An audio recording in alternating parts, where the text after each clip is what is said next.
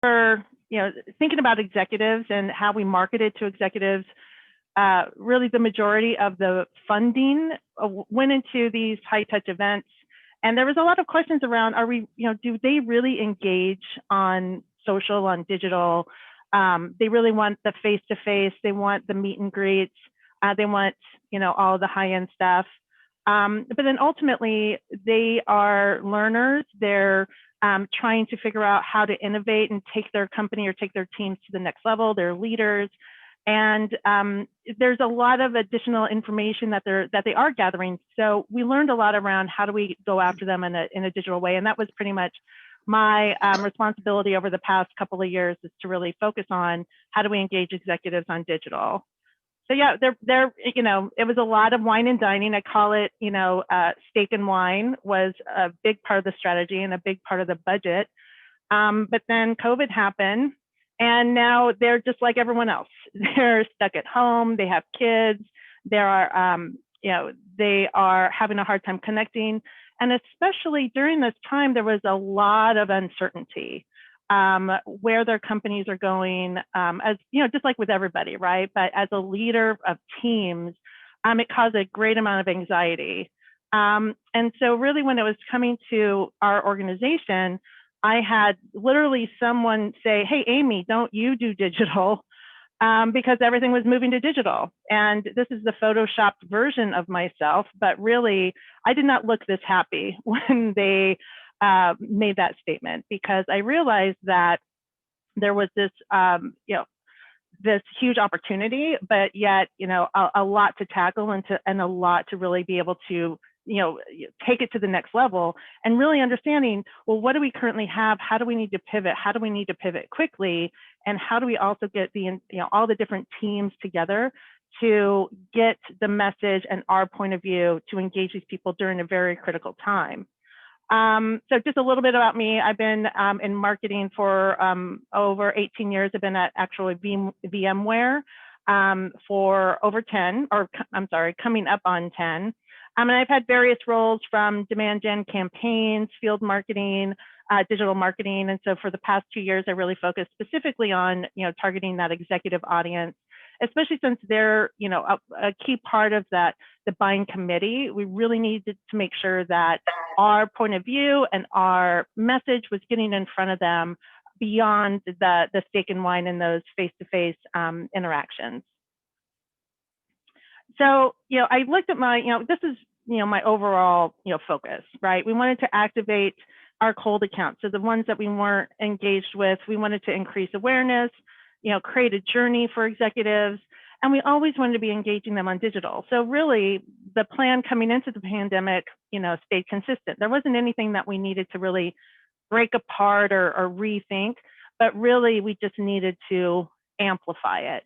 And leveraging a lot of the budget that previously went from the events, we were able to leverage incremental budget to be able to amplify and really engage across the journey.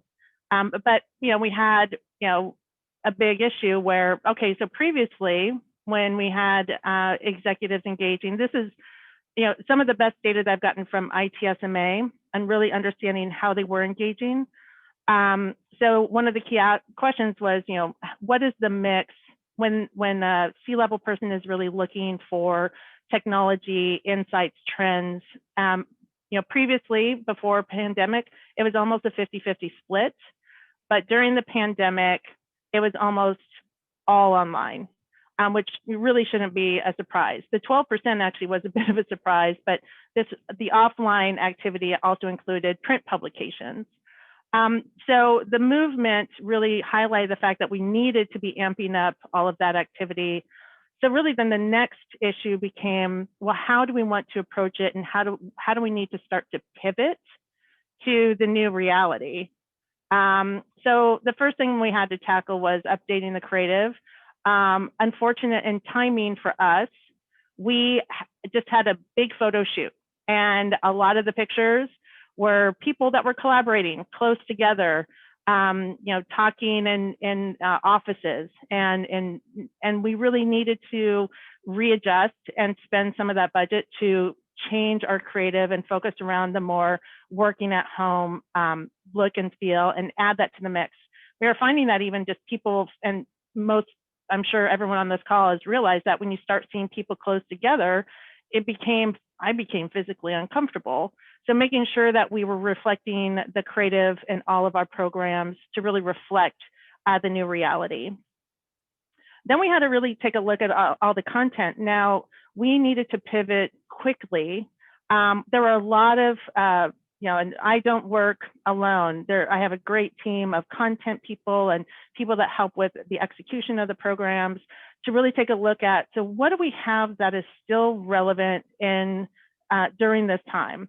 We don't have the budget, we don't have the time to create all new content, but there were a lot of our evergreen pieces that really was parallel, that told the story of how can we take this executive who's in, potentially, in a crisis mode that can relate to that, and how do we position this, evergreen piece of content to align to the new messaging of the COVID reality.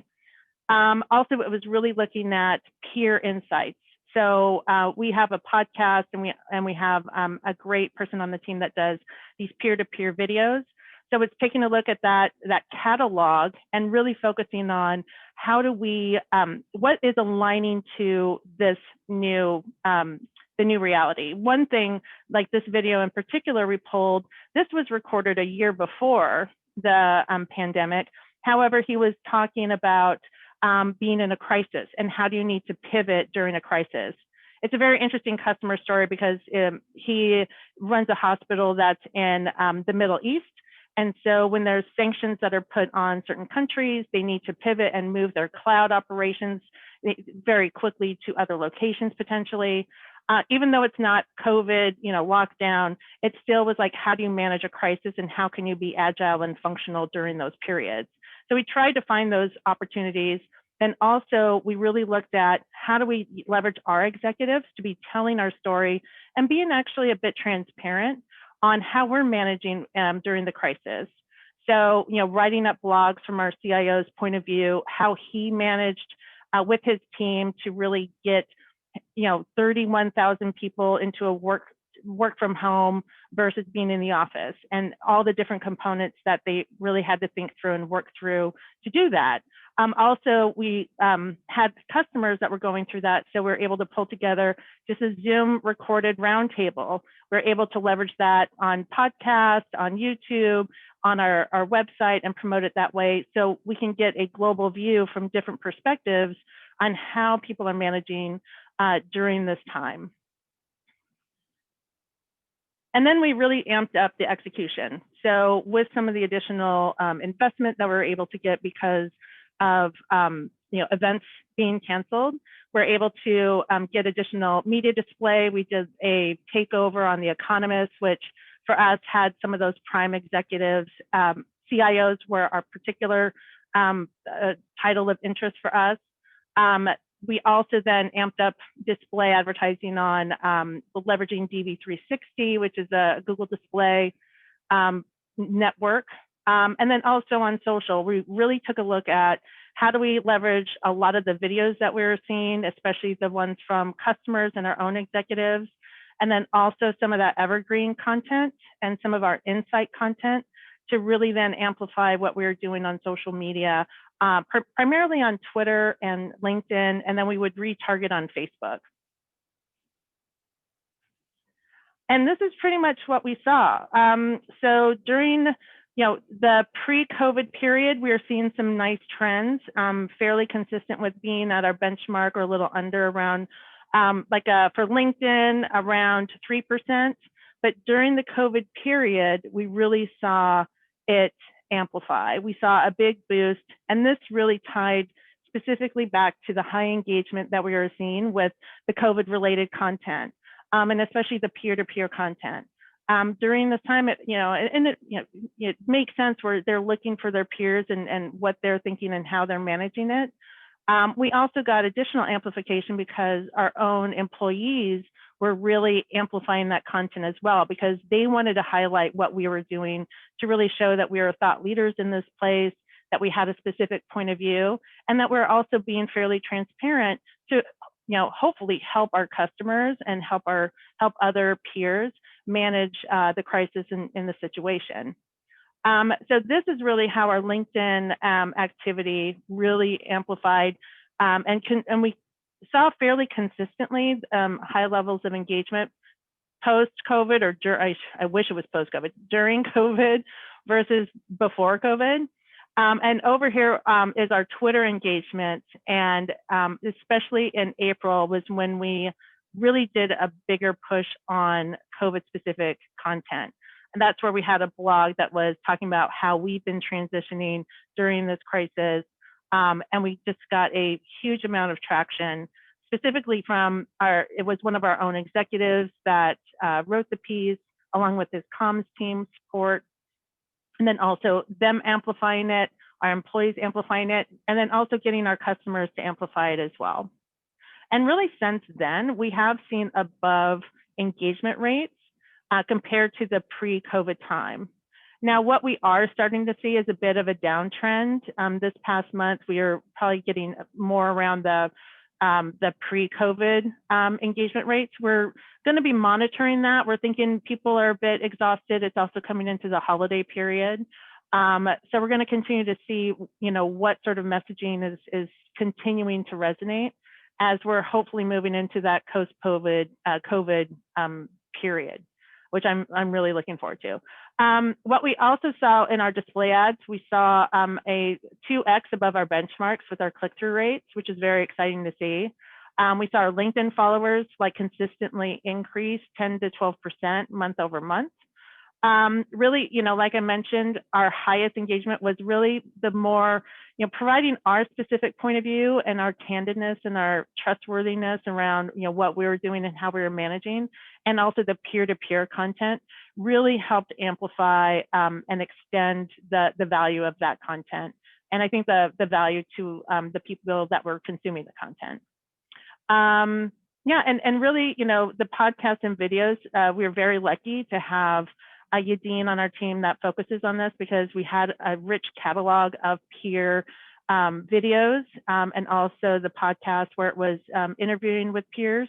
Even though, when we were launching this, we were able to leverage some of that kind of, the agile, crisis mode type of content. And then since then, he's been able to re-engage with customers and our executives that have additional pieces of content that are very COVID specific.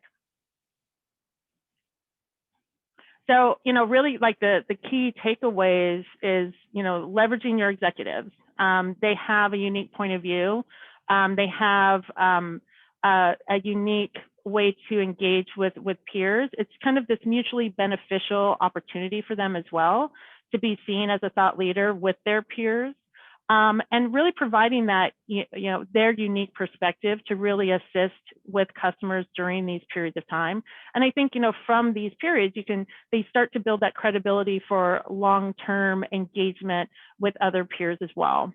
And also evergreen content, right? It's really, you don't have to create everything from scratch, but it's really just collaborating with, looking at your content, looking at the trending topics of what you see, understanding and empathizing with the person who you're targeting, and really see what aligns with the new, this huge transition, where really, for us at VMware, we're looking at, people who have their 2030 plans is now their 2021 technology plans. So how do we adjust and leverage some of that content and then add to it something that can be more agile, something that you can pull together more quickly, like a blog post, like videos and podcasts that you can just record now very easily on your phone or on Zoom. The other interesting thing is that when it came down to it, the quality, having to be in a studio, didn't matter as much. We did have these selfie videos that our CIO developed just on his own in his office at his house, just these little clips of what he's thinking about, or how he's managing the new normal.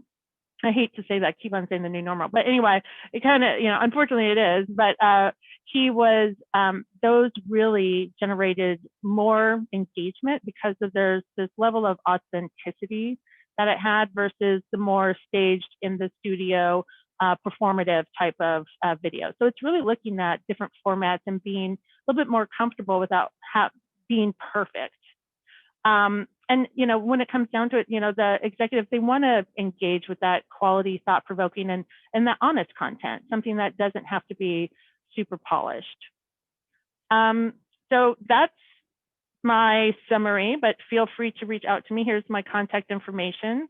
I'll make the slides available to everyone. And also just a little bit about VMware. We are, if you're not familiar, we're a leading innovator in enterprise software.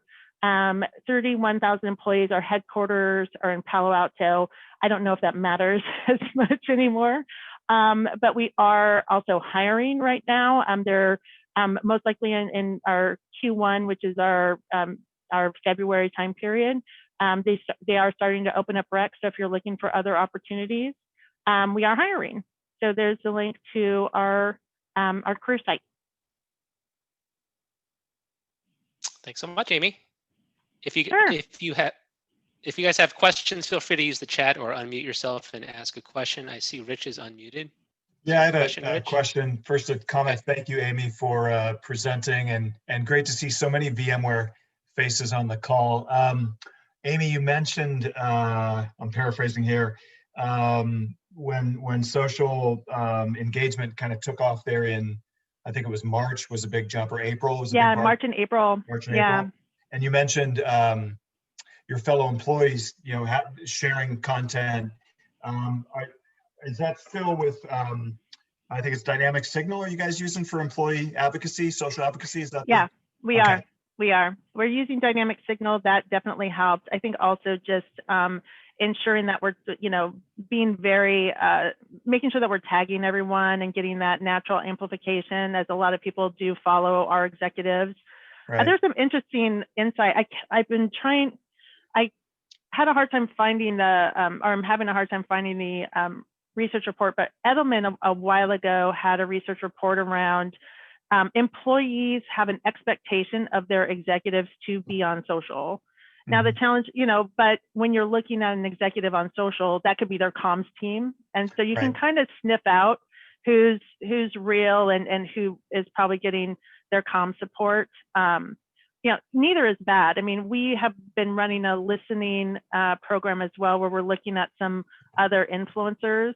We provide that to the comms team, and they've been able to leverage that and say, here's an interesting person that's talking about, say, you know, cybersecurity. I want to connect that to our COO, Sanjay, because he is trying to reach out to more and more CISOs.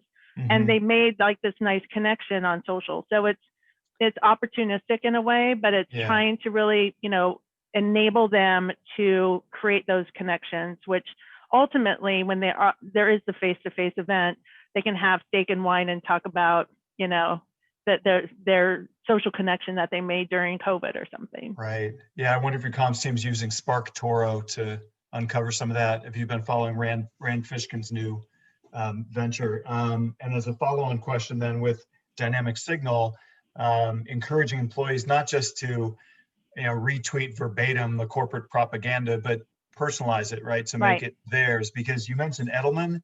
Yeah. And it reminds me, you know, annually Edelman puts out their trust barometer, and increasingly each year you look at this report, you do a Google search on it, and we trust people we know, right?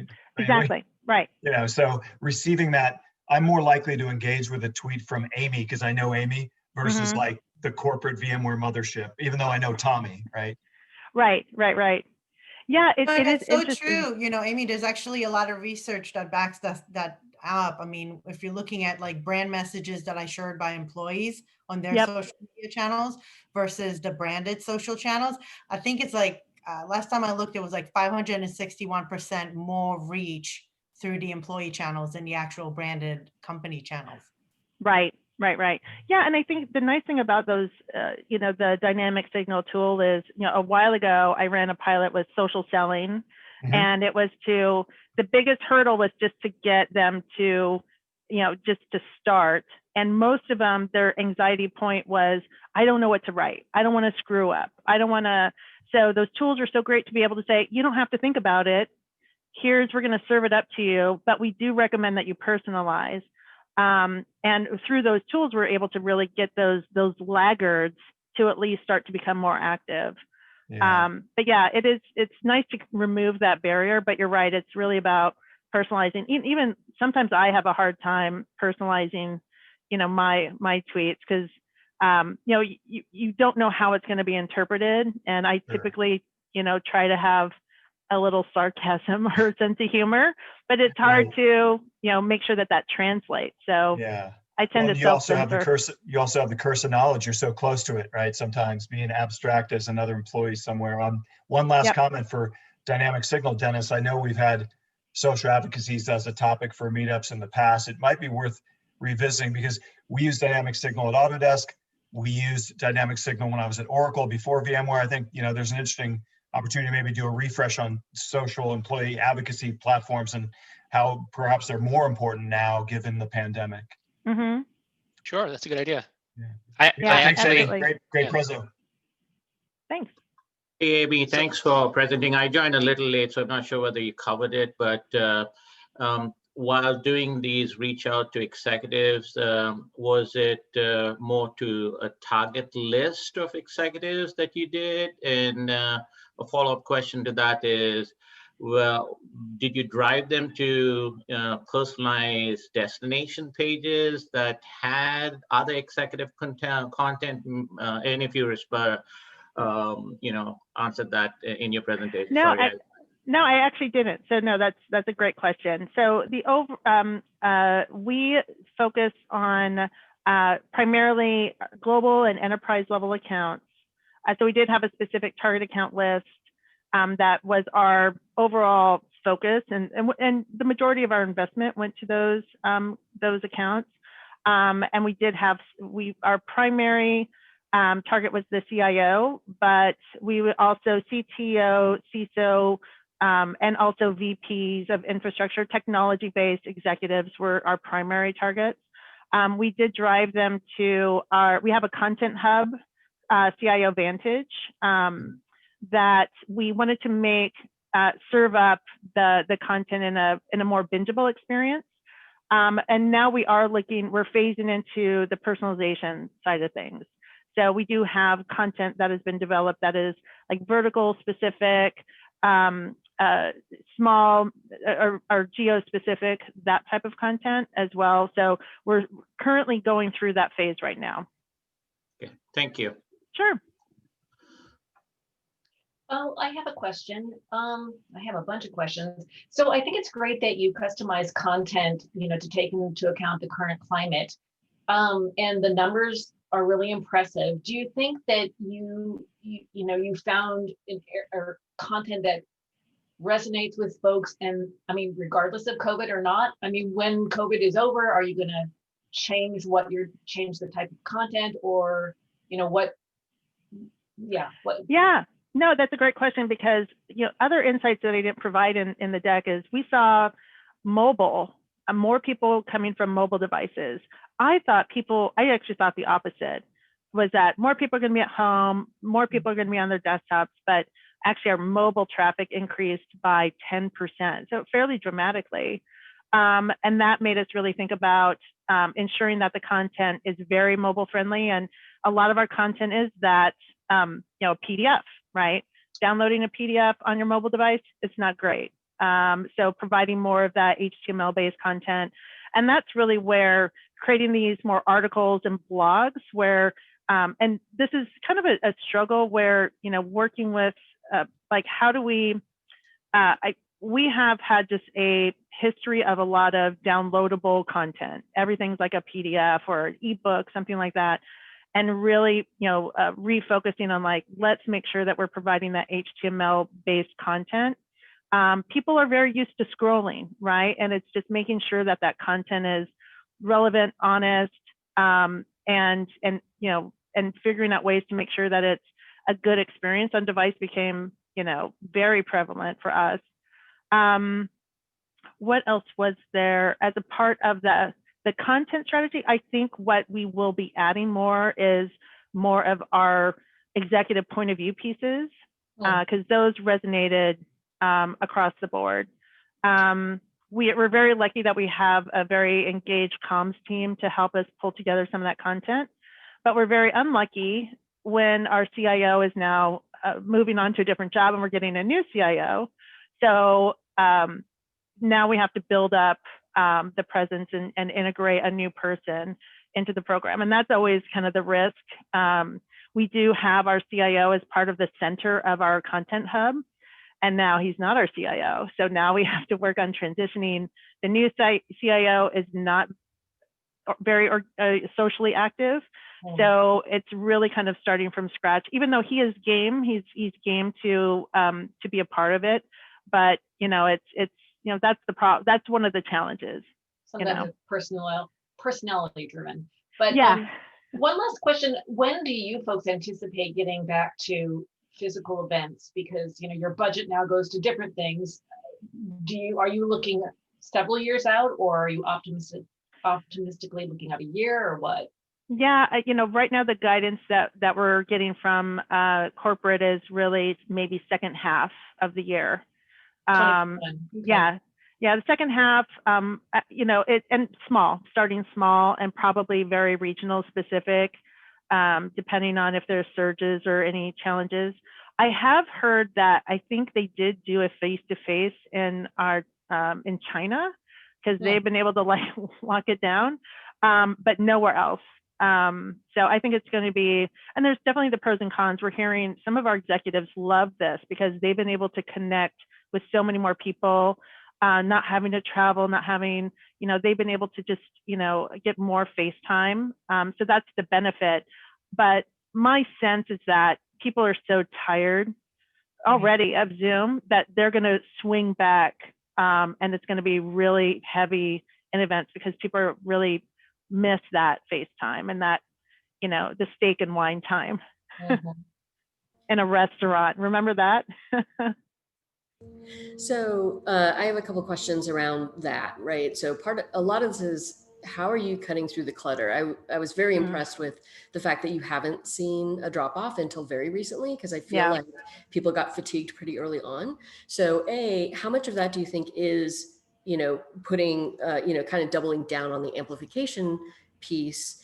And also, have you tried any sort of Zoom events or things that are a little more interactive, and how have those gone? Or are you really focused more on asynchronous stuff? Yeah, so I just to clarify, like my role doesn't include events. However, I do know what is happening on the event side, and there are some interesting things that have happened.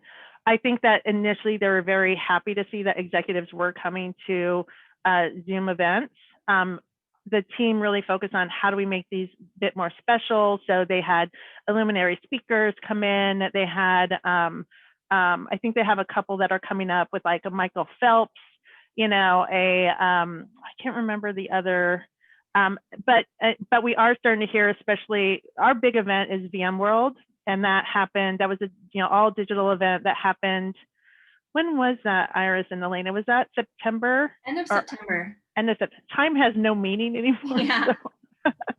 But so that was the big event, and then post VMworld, they had those round tables, some vertical specific, and it was more of a challenge than they thought. So I think the Zoom burnout is definitely happening.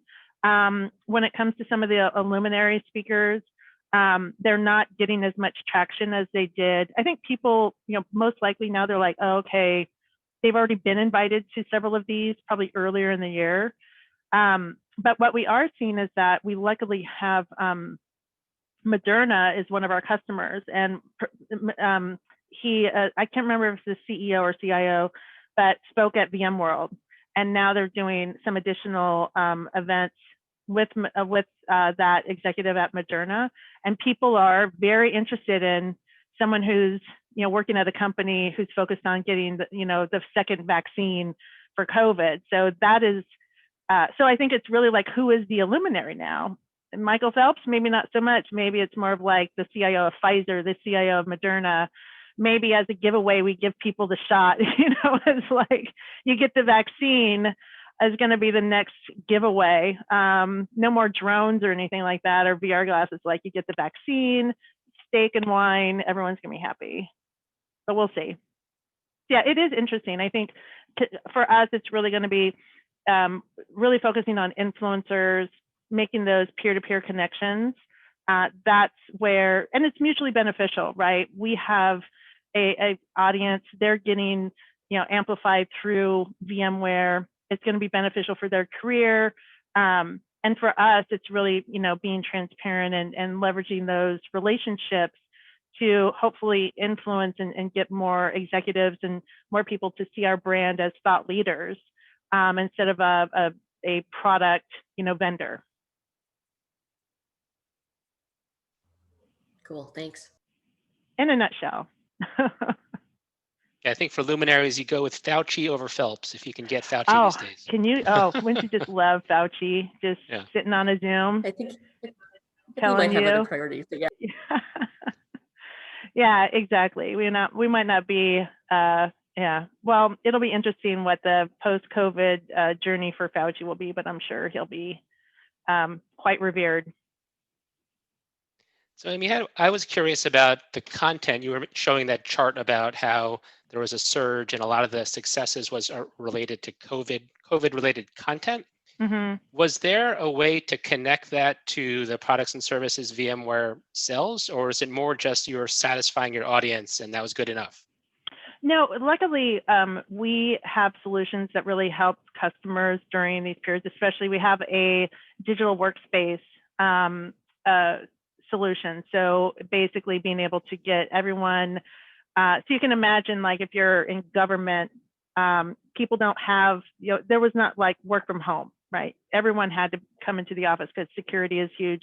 Anything outside is, there's a risk. Well, now they can't, they have to. So literally working on, having their desktop in a private cloud where then people can go home, get a laptop shipped to them, where there's nothing on their physical laptop, it's all in the cloud. So we provide that. So that was helpful. It's always nice. But, I'm sure it is looking at, like, is there a tie-in to the current, situation, to the product? So luckily we're able to do that fairly easily. I'm sure for others, it would be more of a challenge. How did you balance the messaging so it didn't sound too opportunistic? Yeah, we really, the content team and the comms team and I thought really in February. I remember in February I said to the team, anyone else worried about this virus thing that's happening?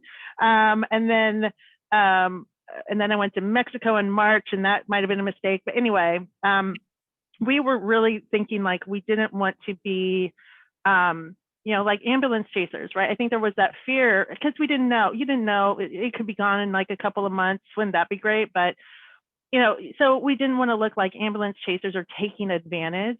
But then when I started seeing Salesforce was on it. I was so impressed with how they had virtual events with speakers really talking about what's this all about? How do you keep people engaged? How do you keep your team engaged? And so we really said, we need to be addressing this. We look irrelevant if we're not addressing it, or like completely out of the loop if we don't address it. So there was a lot of thought about it. And so luckily the leadership team decided who are the two leaders that are specifically going to be talking about the COVID and the pandemic so then the messaging could be a bit more controlled. And that was our CIO and our CEO. So luckily we had the relationship with the CIO, so that worked out well for us.